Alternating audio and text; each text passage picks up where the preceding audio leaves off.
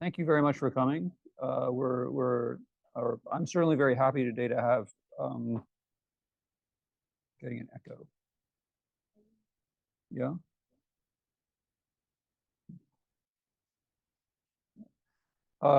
Very happy to have Rob Schub visiting us. He has recently moved this year, I guess, from University of Nebraska-Lincoln to Rutgers, where he's an assistant professor. Got his degree at Harvard. He's been extremely productive, and I see him as one of the leaders in a new wave of really, one of the more interesting things I think happening in the IR field in political science, which is kind of a new wave, arguably long overdue wave of scholarship on foreign policy decision making with a real focus on bureaucracy and organization, and kind of inside the bureaucracy goings on and how that influences what happens and outcomes. Today he's talking about something of particular interest, I would think, for us at CSAC, advisors and their influence or lack thereof. So Rob's going to talk for like 30-35 minutes, and then we'll have questions. I don't know, and well, let's see. And if you're tuning in from outside,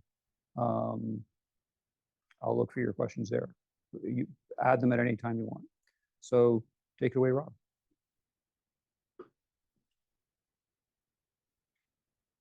Thanks, Jim, and thanks everyone for coming. Thanks for having me.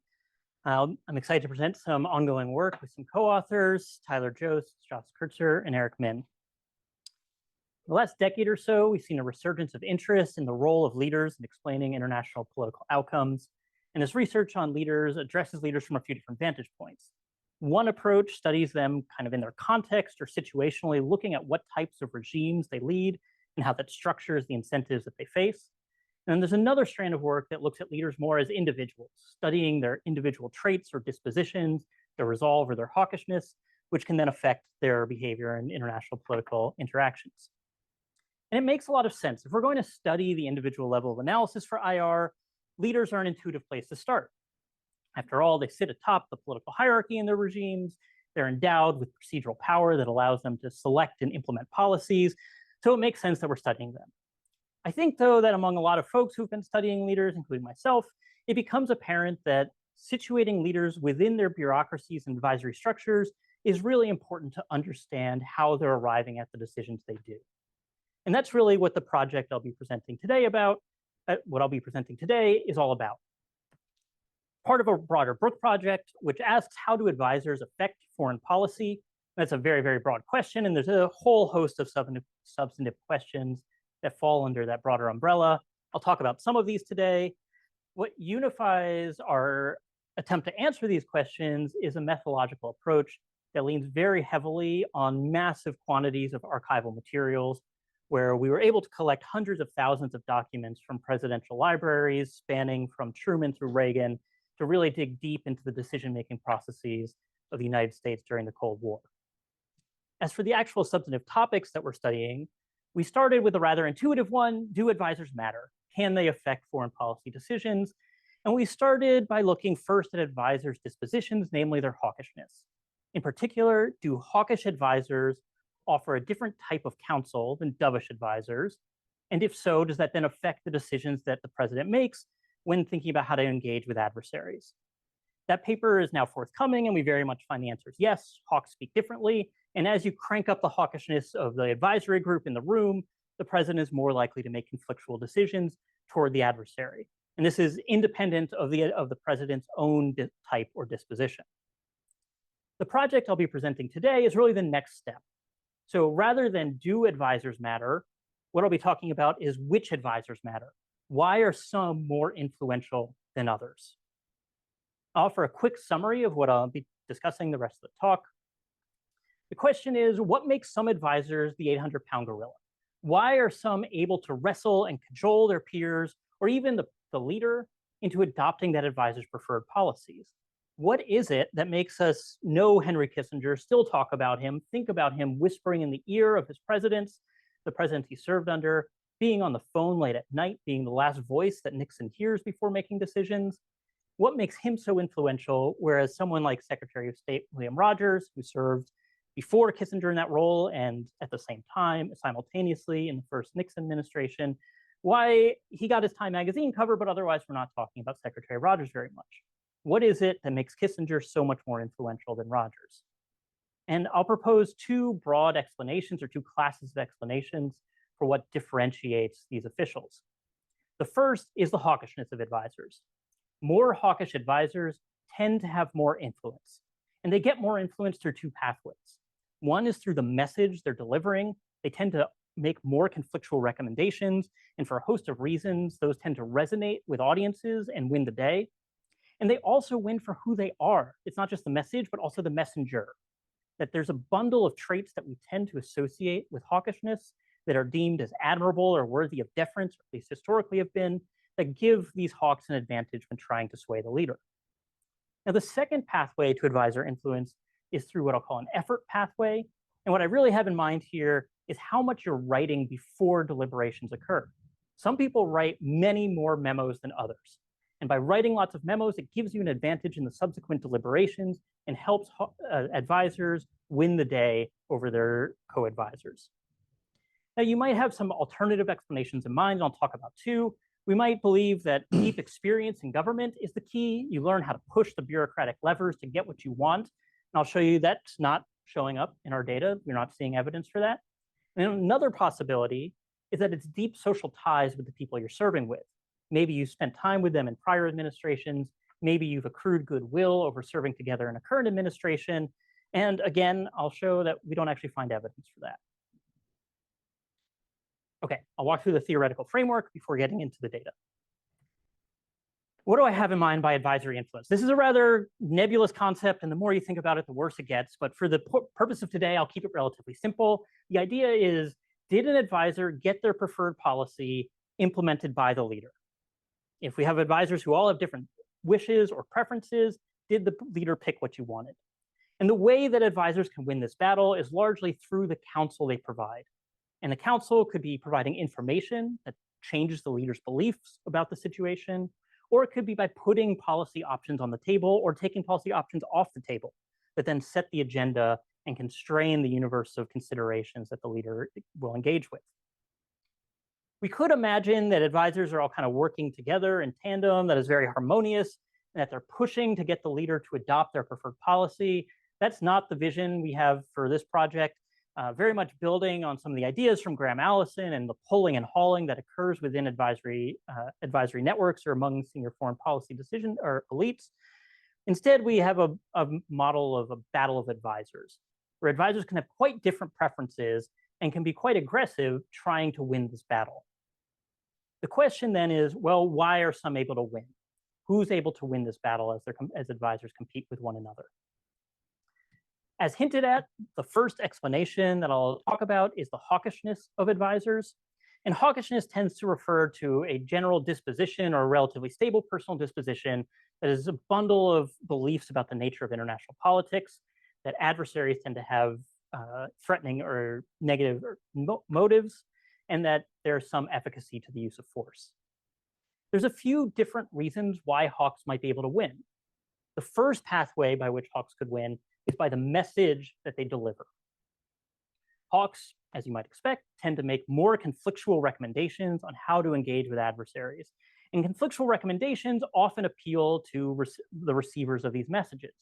There's a host of work building out of psychological literature that suggests that hawks display overconfidence, and this is attractive to people or to receivers of these messages, that hawks paint the outgroup as rather threatening or in a negative light, and this also resonates with audiences. Now, beyond the messages that hawks provide, we might also care about the messenger. There's a bundle of traits that we might historically associate with hawkishness, things like masculinity, high confidence, or kind of conscientiousness in a big five sense of lots of due diligence and preparation before meetings or before making recommendations. And historically, these might be traits that have received deference in decision-making bodies. Given the focus on messages and messengers, we might also care about who's receiving these messages. And I'll suggest that who the receiver is, some attributes of the leader, will affect how likely it is that hawkish advisors are going to win and ultimately win the day in the policy deliberation. Some leaders are more likely to admire hawkish traits. In particular, there's reasons to believe that conservative leaders see these traits as more admirable and are thus more likely to give deference to hawks. Or it could be an even simpler story where hawkish leaders simply defer to hawks because of some ideal point alignment. The second pathway to influence is what this effort pathway. And I've got two things in mind when I'm talking about effort and what an effortful behavior looks like. The first, as hinted at earlier, is do you write a lot of memos? Do you circulate them broadly, including to your advisor peers and up the chain to the leader? The second form of effort that I'm interested in here is do you stand firm during meetings? If someone else disagrees with you, do you back down because of the social cost of getting in a fight in front of your boss? Or do you stand firm and continue to push your agenda or your beliefs in the meeting? And there's a few different reasons why these kinds of effortful behaviors could help you get influence. One is that you can help set the agenda. You can put certain policy options on the table. You can tailor it in such a way, Kissinger's famous for this, tailor it in such a way that it leads people to inevitably accept the policy option you really like by making the other ones on the table seem outlandish. Another way that these effortful behaviors could help you is by persuading others in the group. You might write particularly effective memos. You might make effective arguments when standing firm for your position in a meeting. Or you might receive deference because of the effort you put in. If people walk into the room and know that you've been writing about this extensively, they're going to say, okay, that person's prepared. I should bow to their wishes on this one. Or they see you fighting for your position in the meeting, they'll say, okay, this person's very passionate. They know this issue inside and out, and thus they're willing to take this firm stand. We should give them deference. And to be clear, effort could reflect we're agnostic on where effort comes from.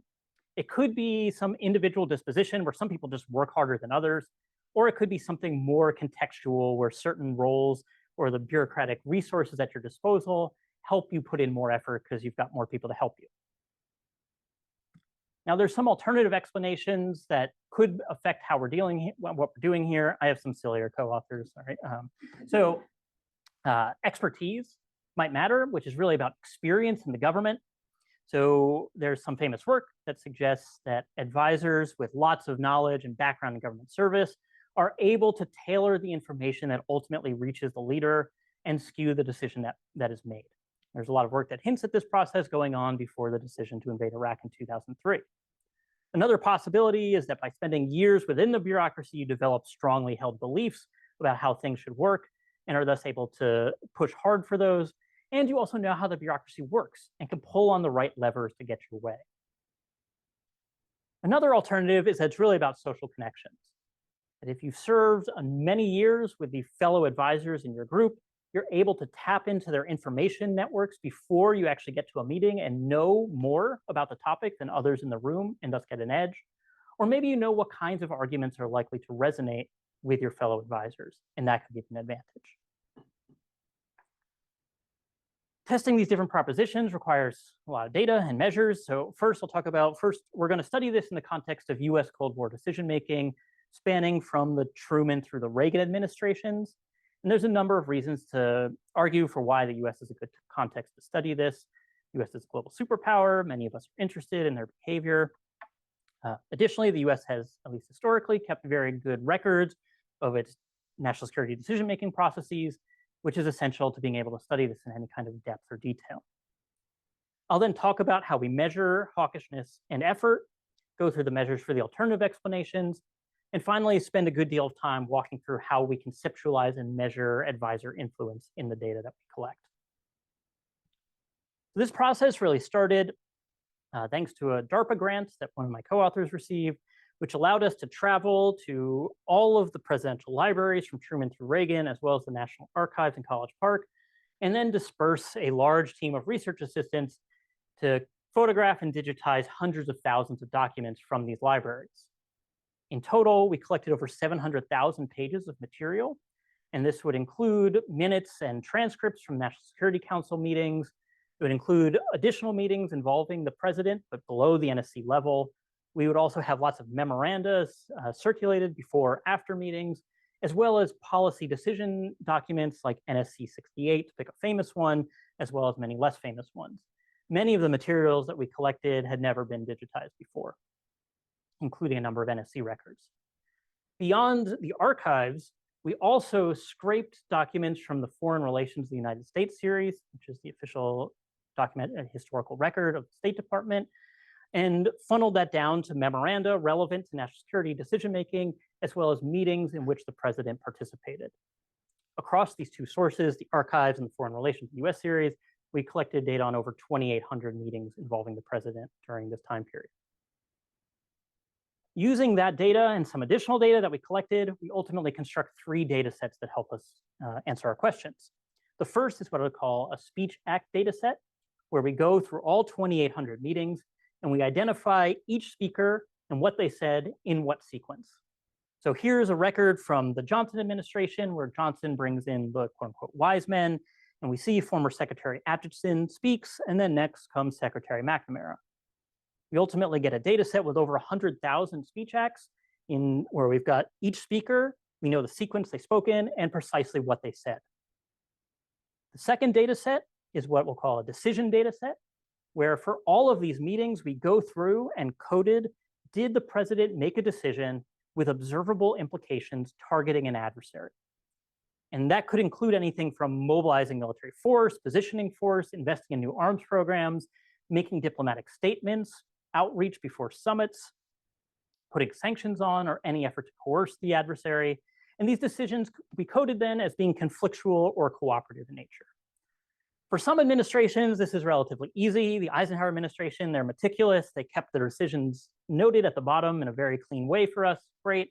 No one else does that. And so the rest of it, we had to go through and code and have RAs help us, research assistants help us code these outcomes.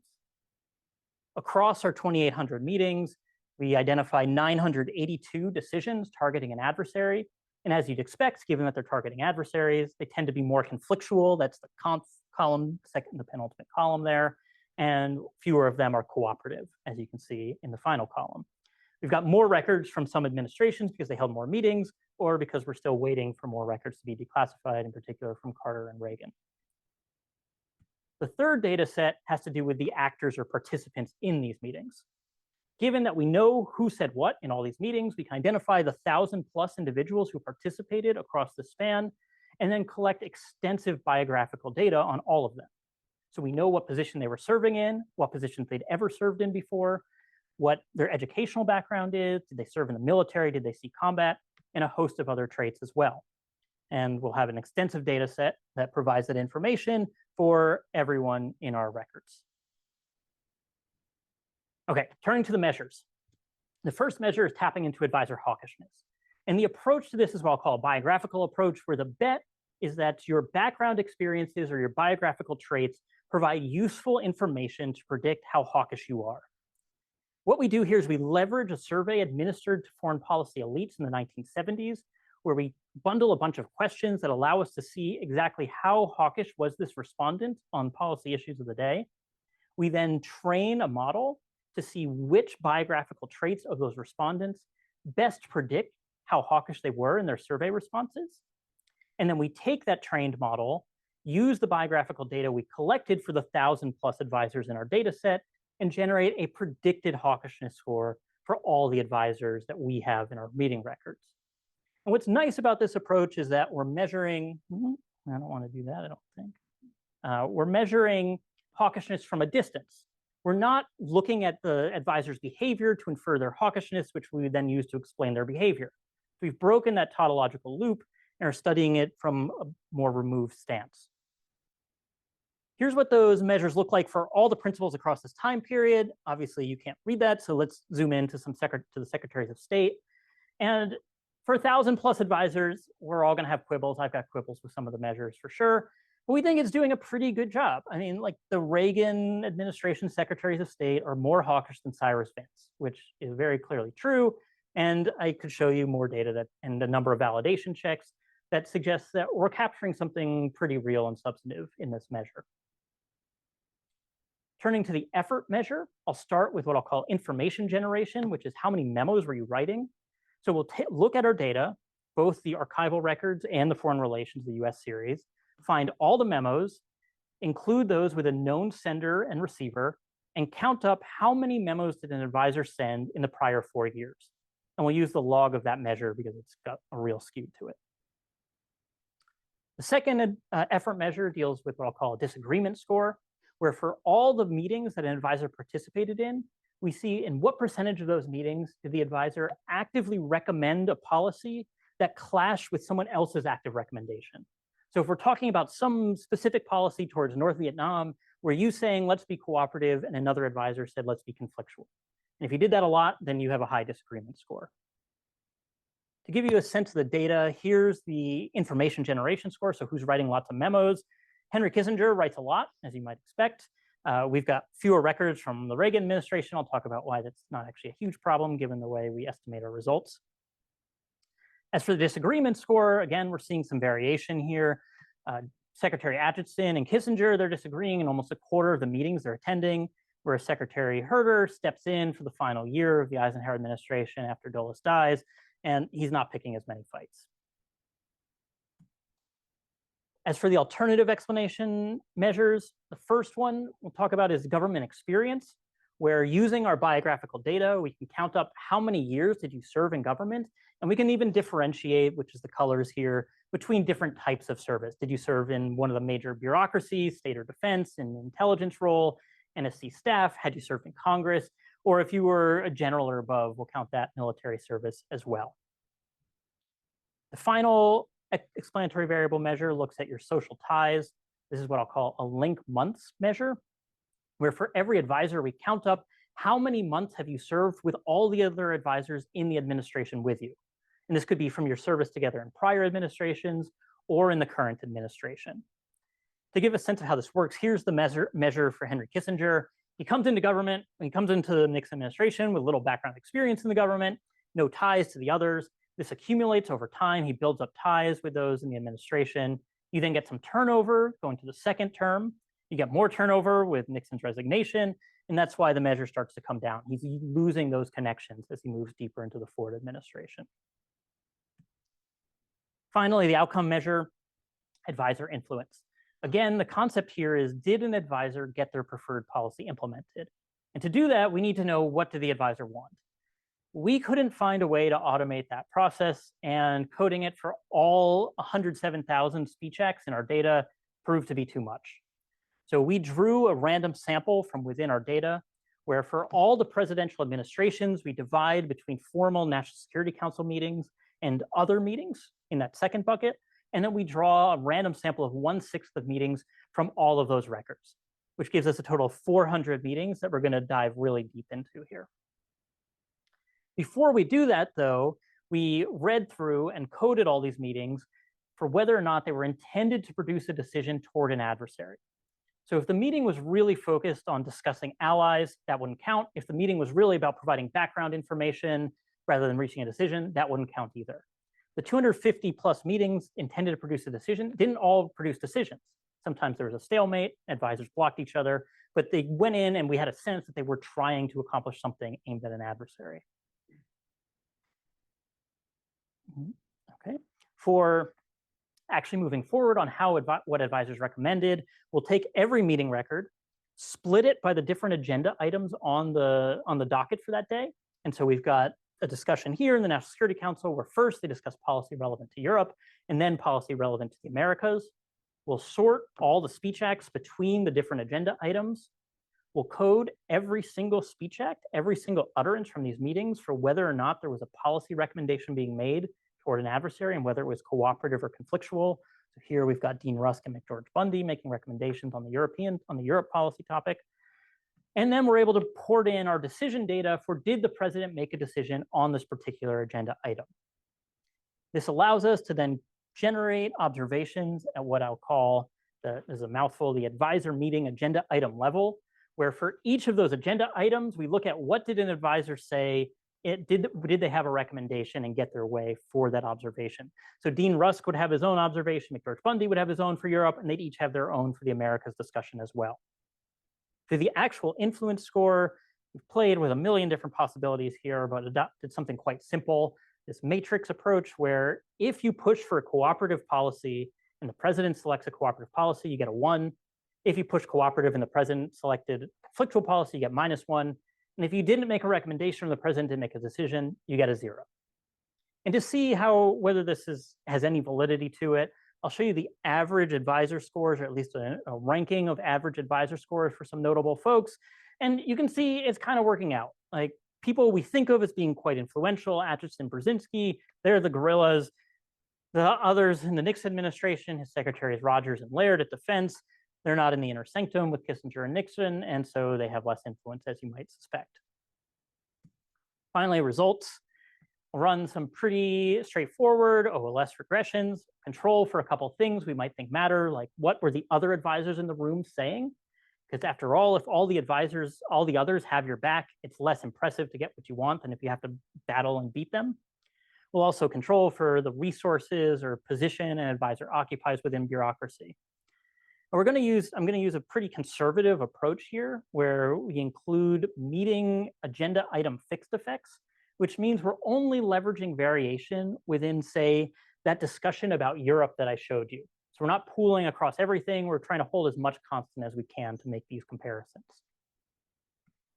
Starting with the hawkishness results, I'm plotting just the aggregate effect here. And this is the effect of moving from the least to most hawkish advisor in our data set on the expected influence score.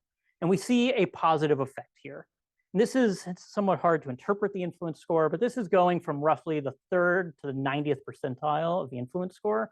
So hawks do seem to be getting an edge. The next task is to parse that apart and see why they're winning. And as I noted, one possibility is that it's because of the messenger. So the way I'll get at this in a relatively crude fashion is to control for the recommendations that advisors made in that meeting, and then see, did hawks still win, even conditional on the recommendation they made? And the answer is, yeah, the effect looks pretty similar. There seems to be a bundle of traits associated with being a hawk that gets them an edge regardless of what they say. The second pathway that could matter is the message pathway. And what I'm plotting here at the bottom is the effect of an advisor going from making no recommendation to making a conflictual recommendation on their expected influence score, and is quite sizable. Making a conflictual recommendation makes it much more likely you get your way.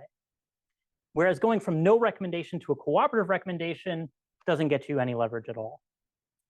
So what we're finding is both a message and a messenger effect.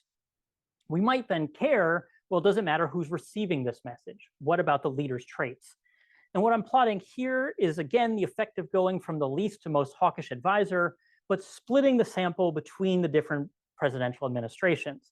And we see that hawks are winning more often. They've got a more positive marginal effect within Republican administrations than they do in Democratic administrations, which fits the story of conservatives tending to see positive attributes to hawks and thus giving them some deference.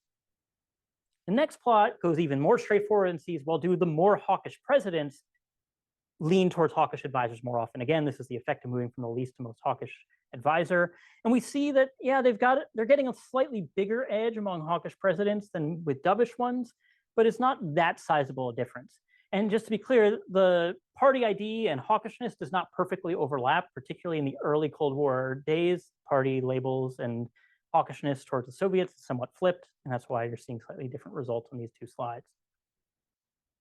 As for the effort measures, we find very much that writing a lot does give you a boost in influence. So this is the effect of moving from someone who wrote roughly 6 memos in the prior 4 years to someone who wrote 90.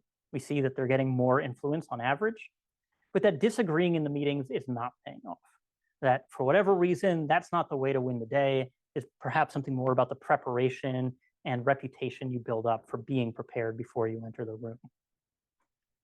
Now, there's a host of selection and strategic communication concerns that might be occurring to you. One of them could be that, well, these memo writers and these hawks, they just know what the leader said and they parrot it back and they look influential, even though they're actually just reiterating what the leader was going to do anyway. And the way that I approach that is by measuring, did the advisor make the recommendation before or after the president made a recommendation in the meeting? Then control for that, and we see that the results persist. The hawks, even if we just restrict our attention to when they speak before the leader, hawks are still winning the day, and the people who write a lot are still winning the day. As for the alternative explanations, the ones that really focus on experience or backgrounds in government service, we're not finding an effect here. The ones with deep experience in the government are no more likely to enjoy higher influence. And the social links measure that surprised us seems to be associated with less influence. Perhaps advisors, over their shared experience in government, are building up a more antagonistic relationship rather than one based on camaraderie or being able to feel each other out and know how to respond to policy ideas. To wrap up, so quickly running through the results again, hawks tend to win. They tend to win both because of who they are, it seems, and the messages they're delivering. This seems to be a larger effect among administrations that view hawks in a positive light, that associate hawkish traits with something positive and worthy of deference. Effort pays off in the form of writing a lot. Being prepared helps you win the day. But we're not seeing that deep experience in government service is the ticket to winning the battle of advisors. There's a few things that I think this project does that are worth noting. One, as I suggested at the outset, I think there's been a wave of work, including the first bit of this broader book project, that suggests that advisors matter, and we're finding increasingly clear evidence that that's real. And now it's the focus gets shifted to, well, which advisors matter, which is the effort of today. Additionally, the approach here is trying to understand advisors as actual individuals with their own traits and dispositions. A lot of the prior work that attempts to understand advisors reduces them to their bureaucratic role. It says State Department folks do this, Defense Department folks do this, but here we're looking at them as individuals. Additionally, we're seeing them not just as part of an advisory structure. So there's prior work that looks at how leaders can structure their advisory networks. Are they flat? Are they hierarchical? Here we're saying, yeah, that can matter for sure, but still advisors may differ based on some individual level attribute that allows them to be more or less influential within those structures. Finally, methodologically, we think this approach bridges a divide in the literature, as this deep use of archival materials allows us to get quite granular on the decision-making process and see who said what and how what sequence all this occurred in, while still being able to study decision-making at a far broader breadth than you could if you were just doing many, many case studies. Thanks for your attention. I look forward to your questions and comments.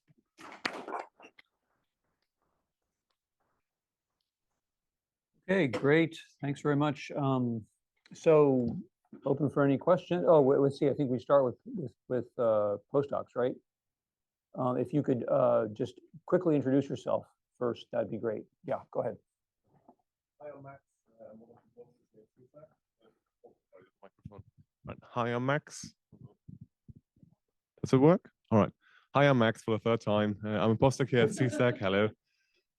Thank you for the great analysis and talk. It's great insights gained into these works. And I was wondering if the result with the bias towards the hawkishness might be reduced if you achieve more parity and representation in the actual leaders that work in the government, because like historically it was very male dominated. And do you think the result would slightly weaken or change for future governments where this hopefully might be more represented? Thank you. Great, thanks, Max.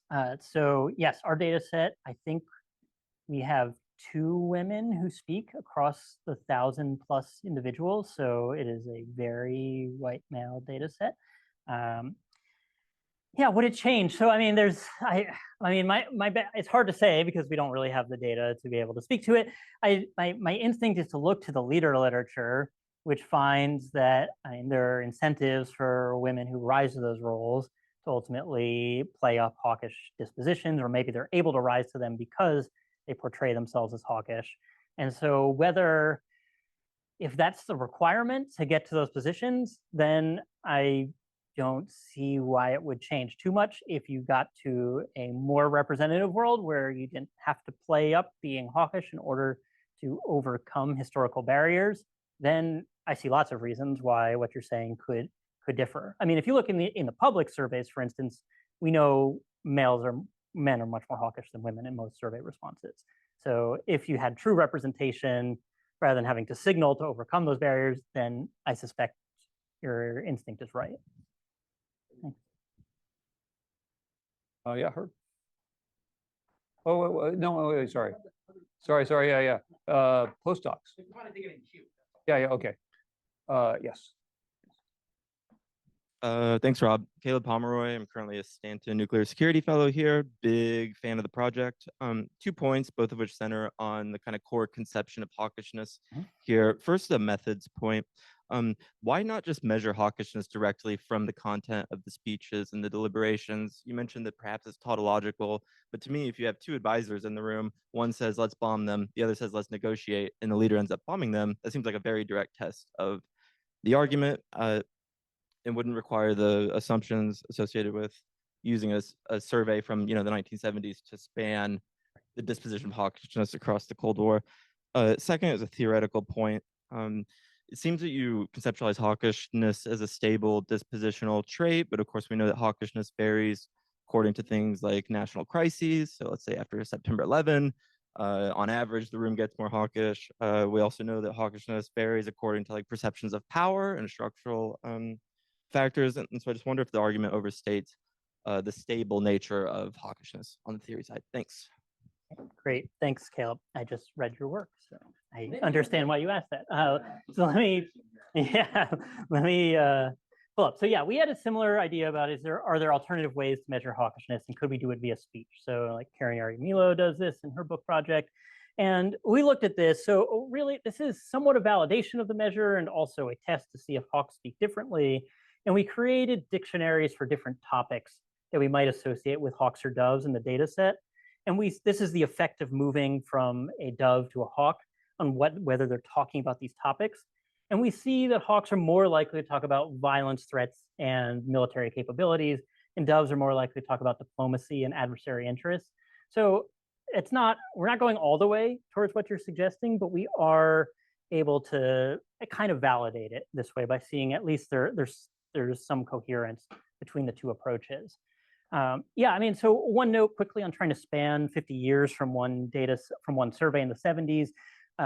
Given that the partisan valence of hawkishness varied, we do adjust measures. Some people have come up with measures to show how the parties flipped on their hawkishness over the Cold War, and we apply that in a fashion to our measures so that Democrats early in the Cold War are being boosted as more hawkish, whereas Democrats late in the Cold War are being less hawkish. For your second question, yeah, I read your paper and was very intrigued by the ideas. So my guess or my instinct is that what we're capturing here is downstream of everything you're capturing. So like the structural factors that are making the US feel powerful or vulnerable vis-a-vis the Soviets or others, that's kind of a constant for the advisors in the room, I would think. Perhaps I'm misinterpreting your work and you can tell me. And then the leftover variation from there, we can attribute to some personal dispositional traits. Now, if there's some interaction where some personality types get more hawkish in response to more threatening environments, then this gets more interesting and difficult to possibly answer. But I think that's the best I can do for today on that question. Thank you. I just want to expand or ask you to elaborate a little bit. I had a similar question about the hawkishness measure, and just maybe could you say a little bit more about how this is produced? If I understand what you said, what you're doing is you have a survey. Okay, the hawkishness scores are based on invariant personal characteristics, like are you a man, and or not, and other things like that, which from another some set of surveys done on who? Foreign policy elites, which is a broad encompassing term. Okay. There's officers in the military, there's a few FSOs in there, there are people who previously served and could be hanging out at places like this. And so from that you produce some kind of a hawkishness scale, and then you see which invariant characteristics predict hawkishness, and then we project that back to 1950. Yes, with some tweaks for partisanship, but otherwise, yes. Yeah. So I like to see this. How well does the hawkishness thing predict like making conflictual versus non-conflictual recommendations? Yeah. So it does what you'd expect. The starkest evidence is for cooperative recommendations. Hawks in our model are far less likely to make cooperative recommendations. Almost everyone, it seems, kind of figures out that making a conflictual recommendation can be beneficial to getting your way. And so, yes, hawks make more conflictual recommendations than doves. The difference is it's significant, but not substantially huge. It's on the cooperative side where doves are way more likely to be making cooperative recommendations than hawks. And so we do see it play out in the policy recommendations. Do you have a slide that shows kind of the weightings on the characteristics that make one a hawk? Oh, I did not include it. The biggest attribute is extensive military service. So time in the military is the biggest thing that cranks up the hawk score. The next is partisanship. So again, that flips over time exactly what that means, but by late in the Cold War, it's a fairly sizable hawkish boost for Republicans. Those are the two biggest. The one thing where I think we get in the most trouble with this is that having a PhD in the respondent sample very much pushes you to being a dove. The PhDs who make it to the elite foreign policy networks are not what I'd call dovish. And so we run into the most trouble with the Brzezinskis of the world. That's where I kind of have to hold my nose and say, we're getting a lot right, but yeah, there's a few where it's tricky. Yes. Okay. All right. Thanks. Let's go back to any more postdocs. Go ahead. Hi, my name is Callie. I'm a biosecurity postdoc. Thank you for that great talk. Very simple question. You've presented what you've observed in the past. Have you learned anything from that about how you might change this in the future? Ooh, yeah, great. So I guess my interpretation here is that doves, yes, I think there's a problem if just being a hawk gets you your way. That doesn't seem ideal for foreign policy decision making. We'd like it to be based on the realities of the context you find yourself in, and then who's got good ideas for how to deal with that and optimize policy for your state. So I agree with the premise. I guess the takeaway for me is that doves can win. They just have to put forth a lot of effort, whereas hawks don't have to do that to win. And so one analysis we have looks at, let me pull it up, like are the hawks the ones who put in lots of effort? And the answer is not really. Being more hawkish doesn't mean you actually put in more effort. So doves are able to win. They've just got to hustle a lot. And that doesn't seem like a fair answer, but I think that's the actual pragmatic response I have for how you overcome this bias. I mean, if you can make everyone not be responsive to hawkish messages, great. I don't know how to do that. And so it's more about putting forth the effort, I think, to overcome it. Hi, I'm Sherry Zacks. I'm a junior faculty fellow here. I am really interested in what I wrote down here is the obstinance hypothesis, right? Just this sort of like, are you stubborn consistently? Is the disagreement score. Mm-hmm. And so I guess I'm not surprised that it didn't seem to have a tremendous effect, right? Because it seems doubtful that disagreement would be uniformly rewarded.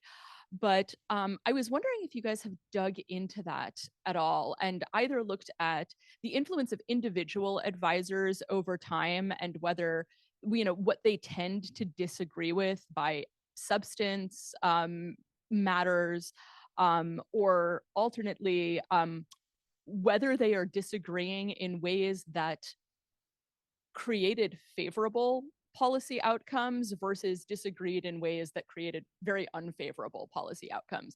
Because you imagine that what you are disagreeing on either might push somebody to be like, oh, wow, that guy stood firm and thank God he did, right? Or that guy stood firm and I trusted him and that was a terrible outcome.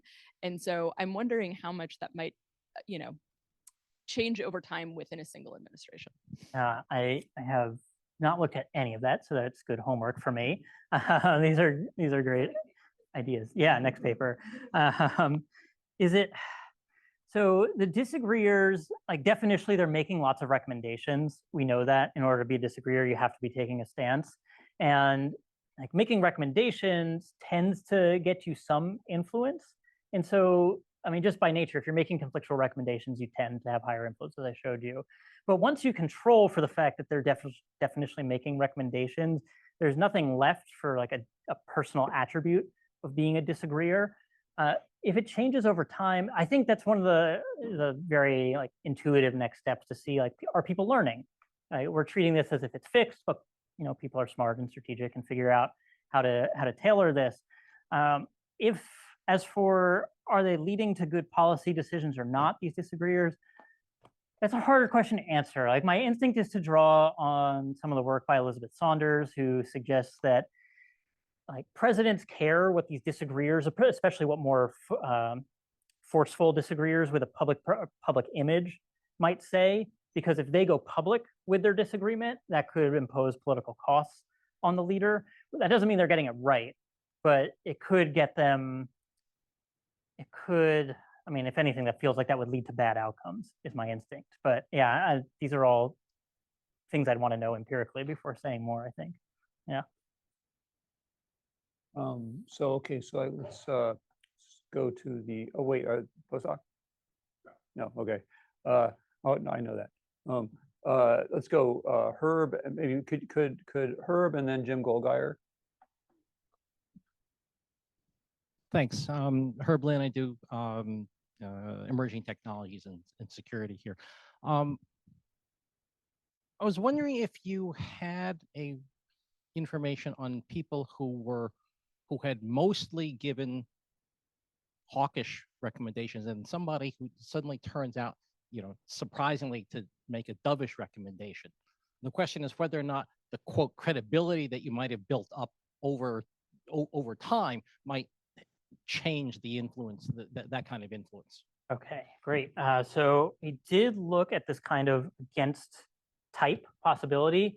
I didn't make a chart, but what I'm showing here are the predicted influence scores for hawks and doves and the type of message they offer.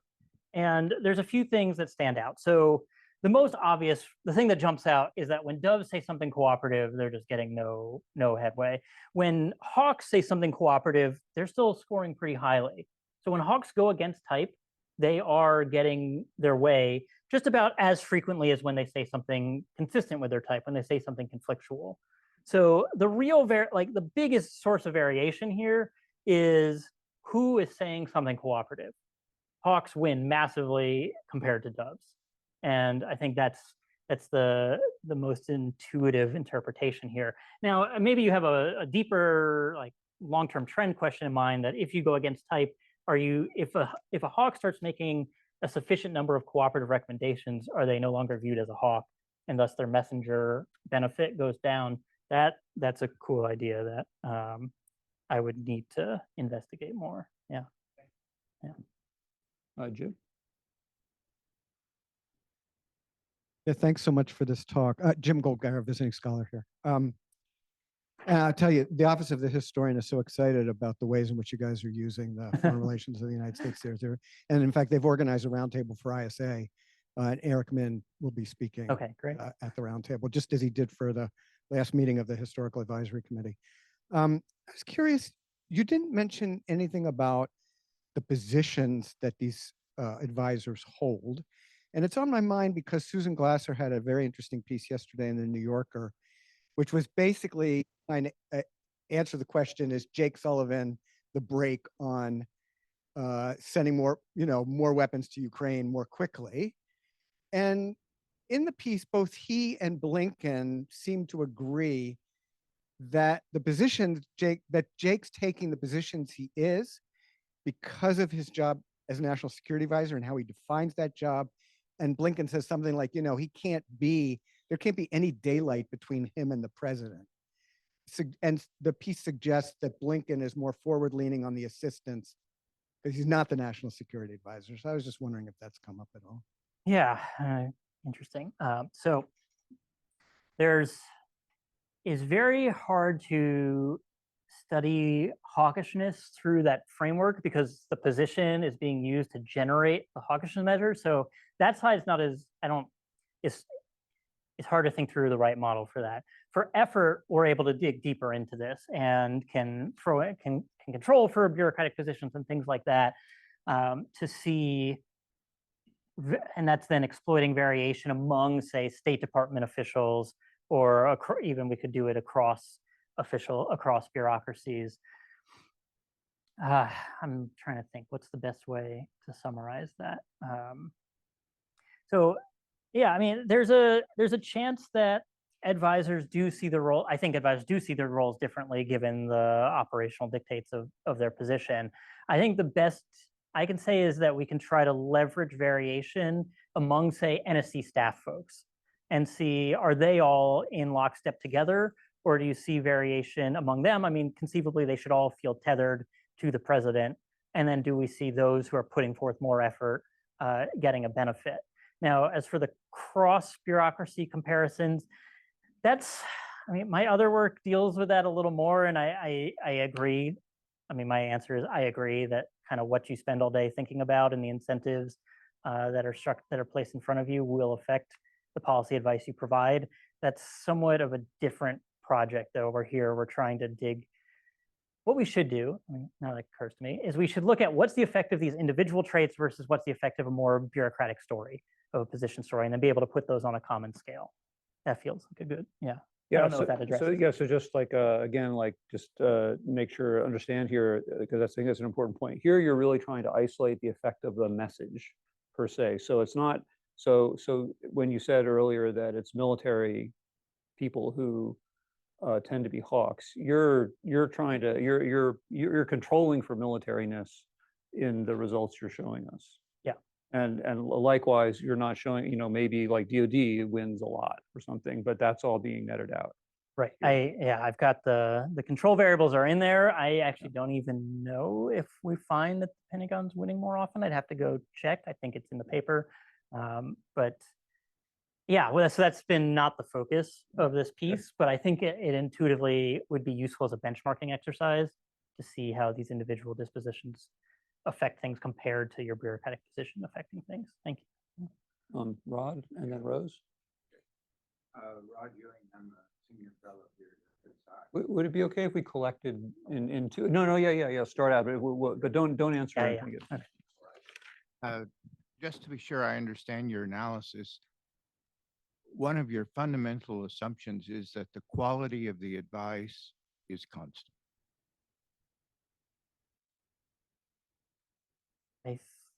I think that's correct.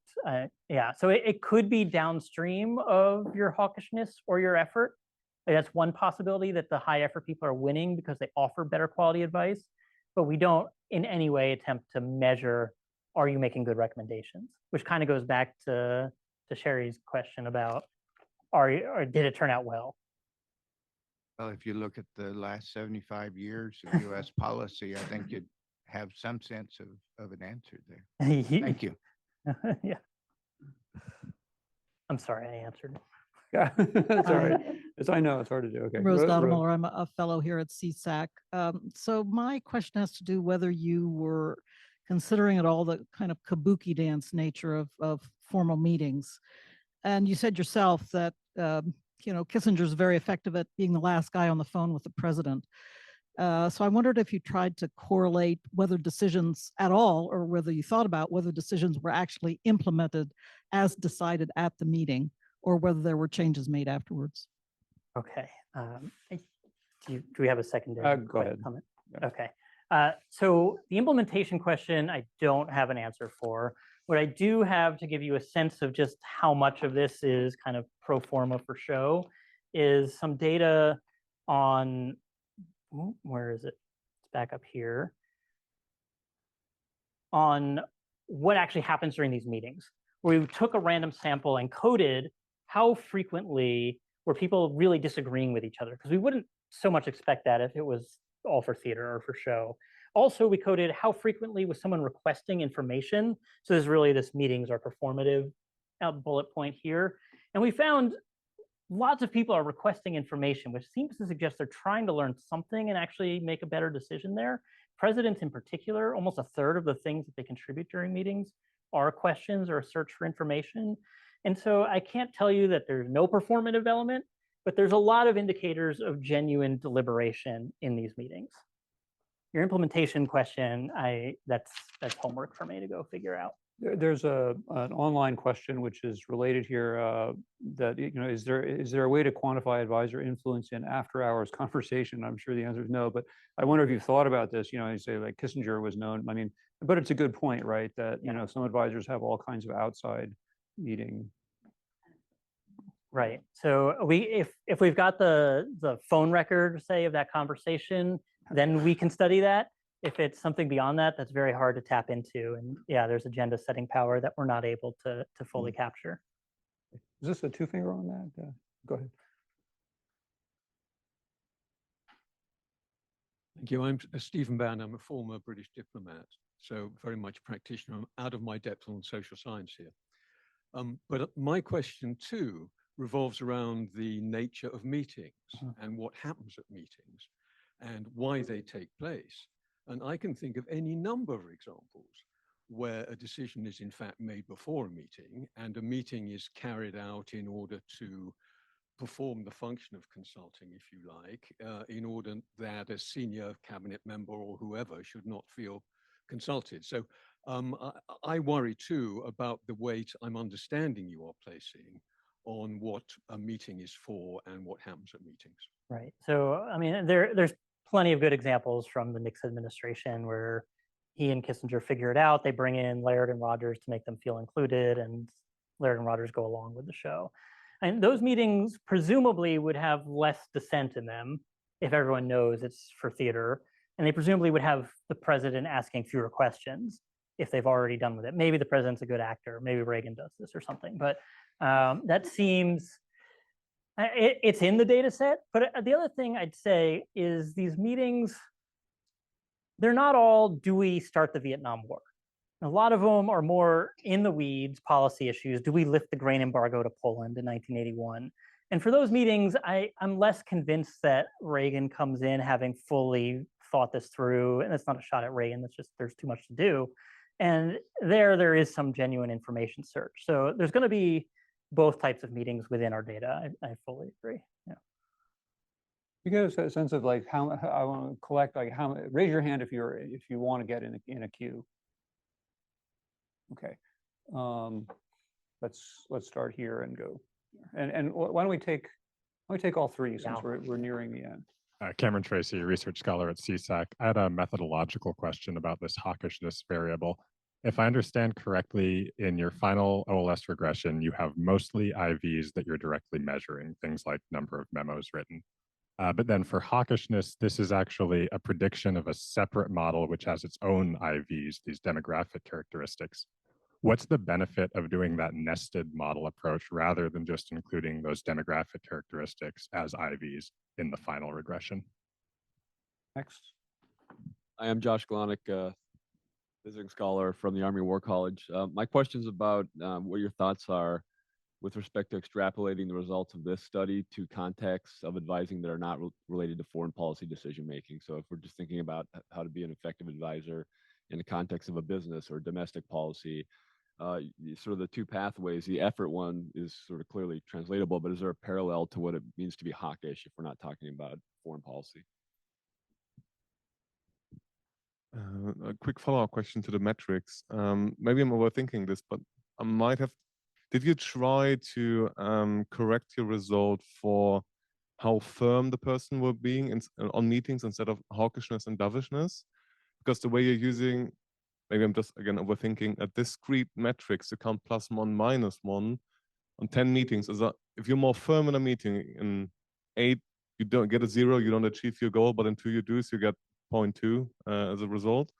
But if you are more cooperative, so you also win on 2 meetings, but in 1 meeting you sway your opinion because I think, all right, the other guy has a point. But then you end up with a 0.0 meeting, so you end up with a smaller influence compared to someone who is more firm in the meeting. But again, I might be overthinking this. Before I want to like there's two online ones, and you can like pick and just be super efficient. All right. So really think what one person asks, or Mike Liveright asks, did you or could you attempt to see if advisors who are better at make better predictions about the future have more influence, or could you do that? And the other person asks, could you use these data to ask questions about groupthink? which I think is an interesting idea. It's obviously not what you're doing here, but just throwing it out there. Okay, great, thanks. I'll try to be concise.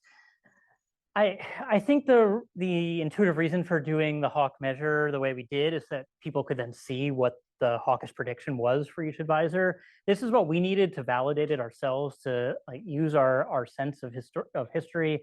We administered an expert survey as well to see if others agreed with the hawkishness scores, particularly for presidents. And this was having a specific measure spit out and then putting that in the model was the one way to do that.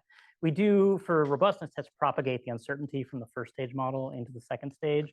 So that's our nod towards that concern. Yeah, so I think effort translates quite nicely. And I don't know, my instinct is yes. I mean, some grad students write more than others, and usually that kind of pays off as my go-to analog. For the hawk part, I don't know enough about other contexts. So the US foreign policy apparatus has a very strong do something instinct, I would suggest. I don't know if all businesses have the same do something, and being the aggressive voice in the room for doing something gets you your edge. That's an interesting question. Over time, yeah, so this one's has eaten at us. Do you win not in meeting 1, but in meeting 2? Because we took a random sample, that's very hard to do, because we don't have the codings for every single meeting. If we did every single meeting, we could see the discussion on, say, North Vietnam on May 1st, and then the subsequent discussion on May 4th, and see, did you accumulate influence over time? We're unfortunately not able to do that with the way we structure the data. Advisors would get better predictions, that we'd have to go code the predictions, which that would, okay. I don't know what our remaining budget looks like, but yes, I could think through how you would do that. Be interesting. And then groupthink, yeah, so the first paper engages with this a little bit. Actually, there's a better way to engage with that. Now that I see it, like, yes, we should use our recommendations and see how often did these meetings have real clashes within them. And are there maybe some substantive topic areas in which we see more alignment in the recommendations versus others that produce disagreement? Are there some presidential administrations that produce more groupthink or unanimity, uniformity, as opposed to discordant recommendations? There's a lot of good ways to go approach that, I think. I like that suggestion. All right.